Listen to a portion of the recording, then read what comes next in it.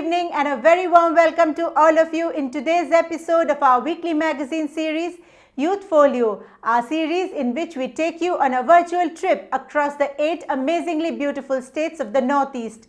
We also bring you up close with important people, show you achievers, culture, health issues, sports and lots more. First comes our current issues section. Unlock 4 announced. Schools and colleges to remain closed. Metro Rail to restart.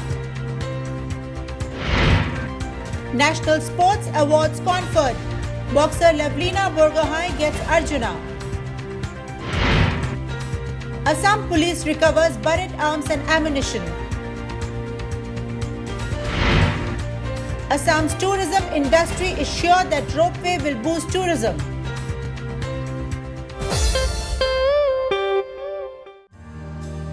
The Ministry of Home Affairs announcement of Unlock 4 on the 29th of August via a directive by Union Home Secretary Ajay Bhalla has brought good cheer to the national capital and several other metros as Metro Rail is scheduled to restart, albeit in restrained graded manner from the 7th of September. Additionally, countrywide, social, academic, sports, entertainment, cultural, religious, political functions, open-air theatres and other congregations have been allowed to restart from the 21st of September, albeit with a ceiling of 100 persons.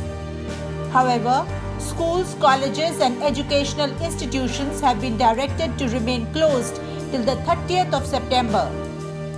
Concessions have been made for students from class 9 to class 12, institutes for postgraduate and technical education, and online teaching staff.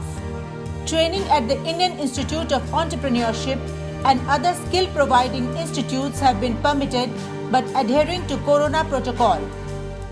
Doctors have however warned that unlock does not mean that Corona pandemic has abated.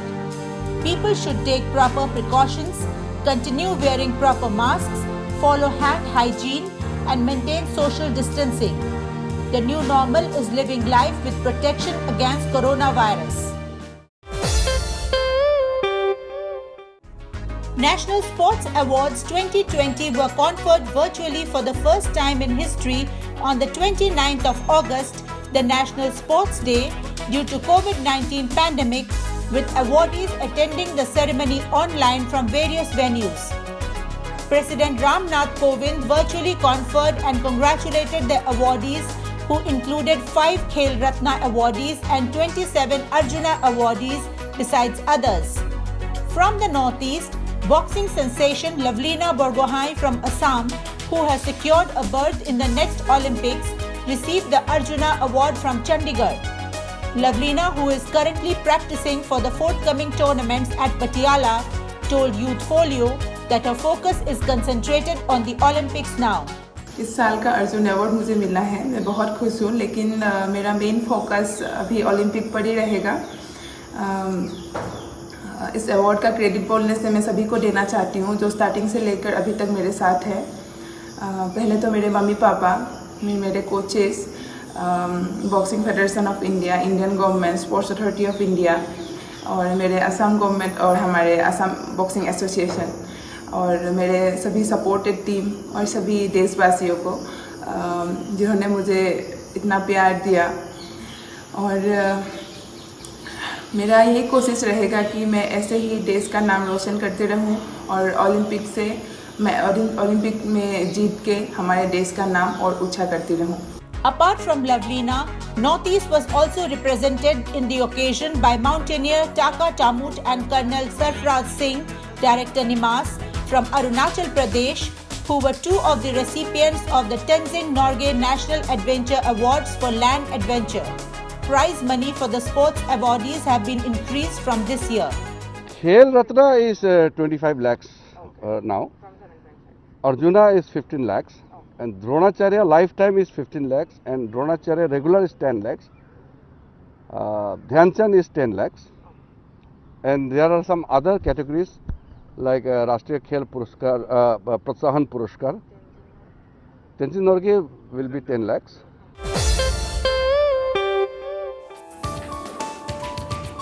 A huge cache of arms and ammunition, including 2 AK-47s, 3 magazines, and 156 rounds of live ammunition of AK series rifle, were recovered by police in Chirang district of Assam. The weapons of violence were found buried underground in a jungle area in Uttarpara village, Bijni subdivision. कल रात एक information मिला था कि Bijni sub division में कहीं एक जगह हथियार है, तो उस इन्फॉर्मेशन को हम लोगों ने डेवलप किया और अर्ली मॉर्निंग आवर्स में हमारे एडिशनल एसपी मिस्टर प्रकाश मेधी और उनके साथ एसडीपीओ बिजनी और बिजनी पुलिस स्टेशन का स्टाफ वो लोग गए वहाँ पे और ये लबदांगुरी रोड के पास रोड से करीब 70-80 मीटर्स अंदर जंगल में कई एक जगह पर सर्च किया गया इन्फॉर्मेशन के हिसाब से, और एक जगह हम लोगों को ज़मीन के नीचे दबाए हुए 2 हथियार मिले हैं, 2 AK-47 हैं और उसमें 3 मैगज़ीन है और 156 राउंड लाइव एमुनिशन है। तो हम लोगों ने अभी ये एज़ पर प्रोसीड्योर सीज़ किया है और केस रजिस्टर किया गया है अननोन के against. Though the question of ownership of the recovered items is under investigation, it can be safely said that in all probability, one of the Bodo underground groups is behind this, which means the group had not surrendered all their weapons to the government as they had claimed. It must be remembered that 1,615 odd cadres of 4 factions of the National Democratic Front of Bodoland, or NDFB, had surrendered and laid down arms before Assam Chief Minister Sarbananda Sonowal on the 30th of January earlier this year, following the signing of the historic Bodo Peace Accord between the Bodo underground outfits, central government led by Union Home Minister Amit Shah and dignitaries, and state government of Assam led by Chief Minister Sarbananda Sonowal and NEDA convener Himanta Biswa Sarma. However, subsequently arms and ammunition are being recovered from many areas around the Bodoland territorial region, giving rise to the speculation that the Bodo groups had lied to the government and had not surrendered all their weapons. The non-operation of Guwahati ropeway due to technical snag has disappointed many. Nonetheless, the general public and the COVID pandemic beleaguered tourism department of the state is waiting patiently for this pride of the state and country to restart, as they are sure that it would give a big boost to tourism and also help general commuters of the state to travel quickly, especially during peak traffic hours when jams are a common sight in Guwahati. The ropeway was inaugurated on the 24th of August. It covers a distance of 1.82 kilometers over the river Brahmaputra between Kachari Ghat and Dol Govinda Temple of Guwahati in just 8 to 9 minutes. The cost is just ₹60 one way and ₹100 up and down. Brahmaputra नदी का में जो ropeway बनाया गया है उसके लिए उत्तर गुवाहाटी और गुवाहाटी के बीच में आने जाने के लोगों को बहुत सुविधा हुआ है, पहली बात है। दूसरी बात है कि असम में जब बाढ़ आ जाता है उस टाइम जैसे जहाज़ चलते हैं फेरी, उसका सेवा बंद हो जाता है, उसके लिए उस पार और इस पार के लोगों के लिए बहुत तकलीफ हो जाता है। तो उस हिसाब से रोपवे जो बन गया है उसके लिए काफ़ी लोगों को सुविधा हुआ है और उन लोग के लिए जैसे छोटा मोटा व्यापारी हो जो भी, उन लोग को बहुत राहत मिल गया है। और तीसरी बात है, ये रोपवे होने के बाद में गुवाहाटी का एक शोभा भी बढ़ गया है। जैसे टूरिस्ट लोग आ जाता है यहाँ पे, देखते हैं कि जब एक रोपवे मिलेगा, पहले ऐसा नहीं था। जैसे नदी का ऊपर में एक रोपवे है, उन लोग को देखने के लिए भी, टूरिज्म सेक्टर के लिए भी एक शोभावर्धक हो गया। Gangtok, the capital of Sikkim, is another state of the northeast where people can enjoy an enchanting ropeway ride and view the gorgeous mountains and valley and other bounties of nature. The Gangtok ropeway started in 2003 and can carry up to 24 passengers. However, this ropeway is currently not operating due to COVID pandemic. The National Disaster Response Force, which is an apex disaster management body of the country, has been providing yeoman service through many disasters including floods, landslides, fires, cyclone, earthquakes, and even to combat the spread of COVID-19 infections.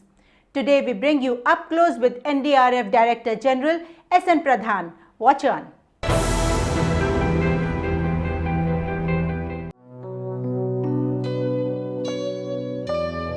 Be it the recurrent annual floods of Assam or earthquake, landslide or any other disaster, one sight that people await and are reassured by are the presence of men in orange. Yes, they are the country's premier saviors in disaster, the National Disaster Response Force or NDRF, whose one-line motto written below their logo, saving lives and beyond, Aapda Seva Sadaiv, summarizes the immense work towards mankind itself. Very recently, during the Assam floods, which have mercifully receded now, NDRF evacuated thousands of people and livestock, a service that they render every year. In an exclusive interview to Youthfolio, Director General of NDRF, S.N. Pradhan, who was previously a Joint Secretary with the Northeast Focus Ministry of Doner, talked at length about floods in Assam and role of NDRF. Among all flood affected states, Assam was the right at the beginning that we deployed. We started with about 6 teams initially, early in or late in May, around 20th May. But eventually we deployed 16 teams as per the requirement of the state government. We also deployed some teams in Arunachal Pradesh. We luckily have 2 deployments or 2 battalion formations in that area. One in Itanagar, which is called the 12th Battalion, and one in Guwahati, which is called the 1st Battalion. So between the 2 of them, they deputed 16 teams because the other teams are also in other states of the Northeast. At one point of time, that was the highest deployment till Bihar had a serious flood situation and more deployment happened there. But even now, as we speak, the teams are on standby, and we helped in the evacuation of more than 70,000 people and livestock also, and we rescued or saved 5,000 to 6,000 people who were in precarious conditions or stuck in the water. Overall, the situation has improved now, but as you said, there is a issue of recurring floods in Assam. One of the reasons is that the riverine source is actually not inside Assam but outside the country, not even in Arunachal Pradesh but outside the country, which is in China.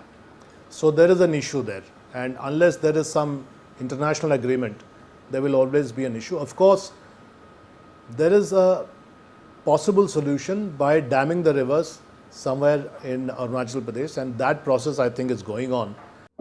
Earthquake is another disaster that the Northeast is perpetually at a big risk. The NDRF has conducted many mock drills all over the region in schools, colleges and other places to prepare the populace about how to ensure minimum damage, how to rescue people caught in debris and disaster. But are these sufficient?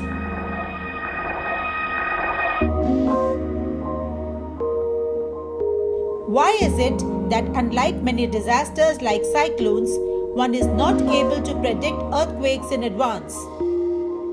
India happens to have all the five seismic zones, 1 to 5.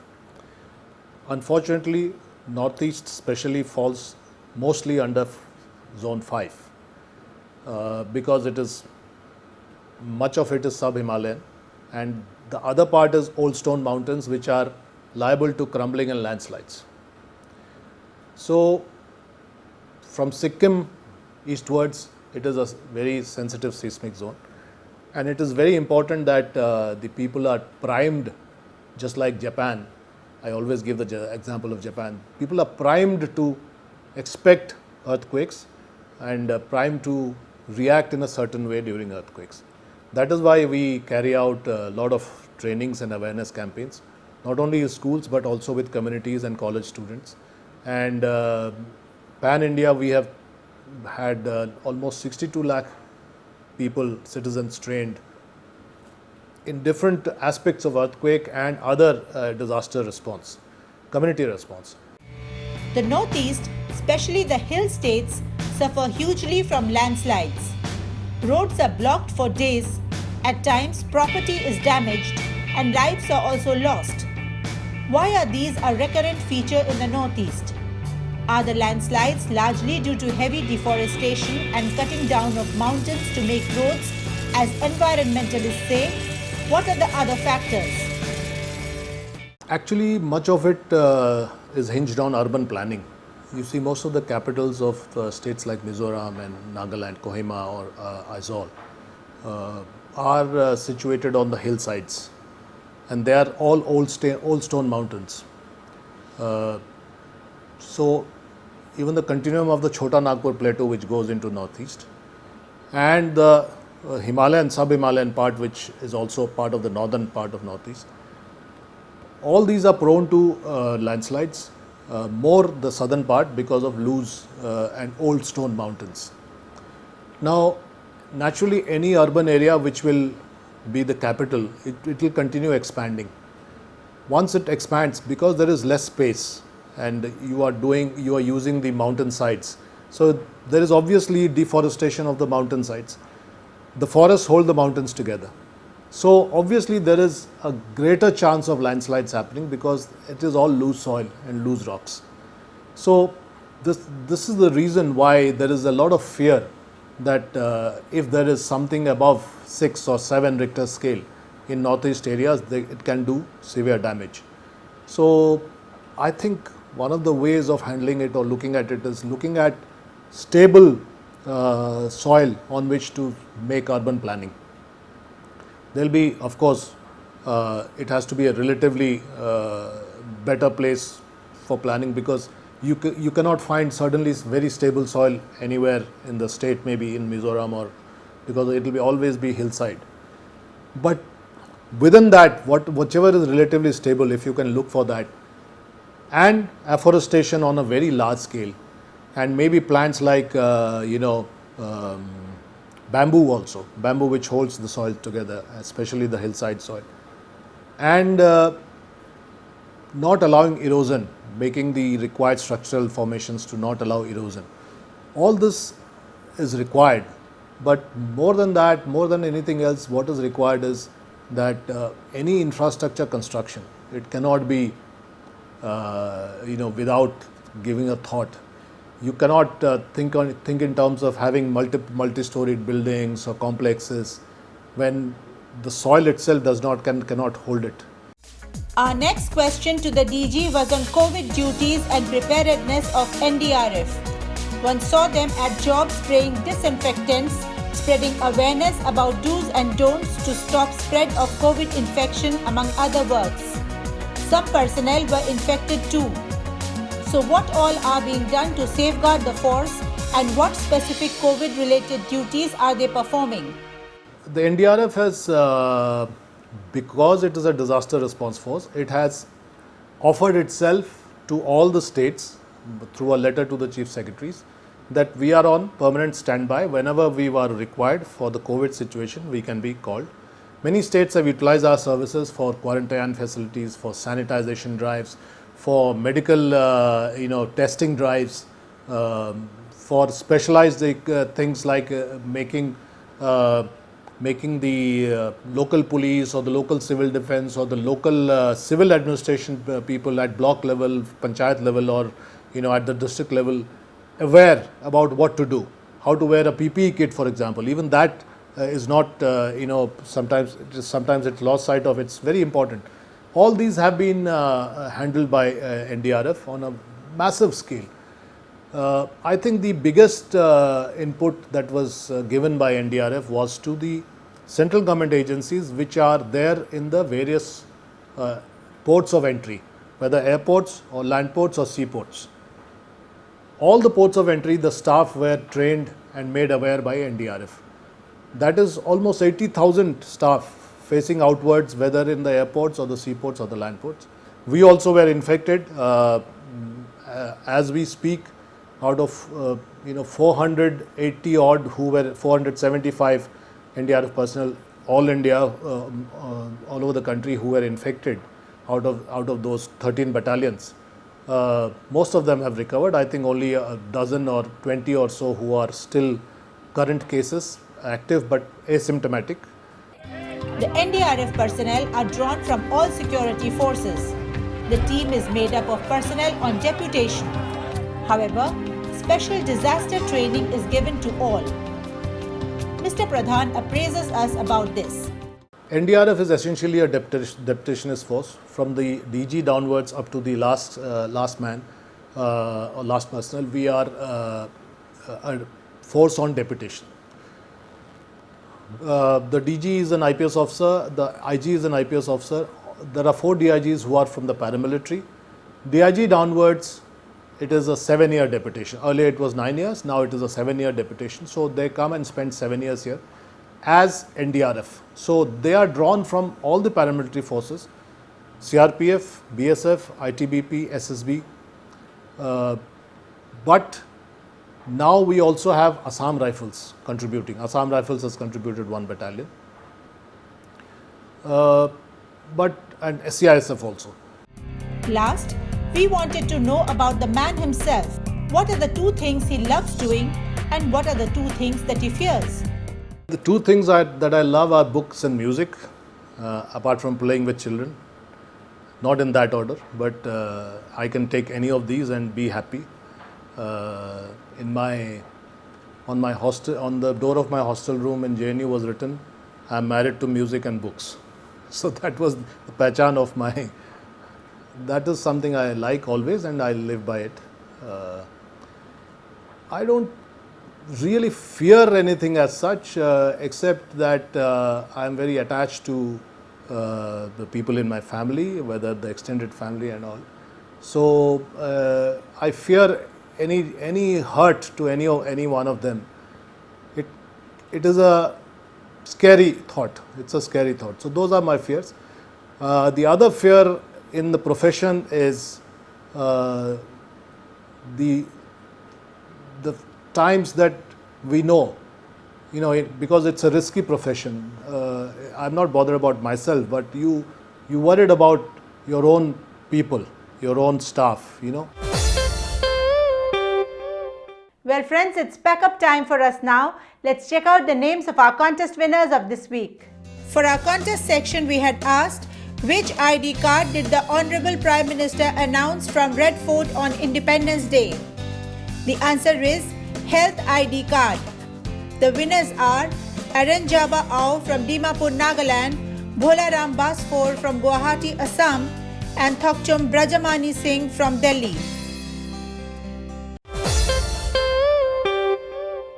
Good job done there, winners. We will recharge your mobile phones with ₹500 each within a week's time. Viewers, do take part in our easy contest. The question this week, whose correct answers will win 3 of you mobile recharges of ₹500 each is, name the specialized force whose Director General we interviewed in the episode today. What is the name of the Director General? Rush your entries to youth_folio@yahoo.com or SMS or WhatsApp to 98101-29327. Don't forget to tune in to Youth Folio again next Saturday at 7:30 p.m. only on DD Assam. You could also check our earlier episodes on YouTube, and please also subscribe to our Vision channel on YouTube. See you all next Saturday. Until then, goodbye and take very good care of yourselves.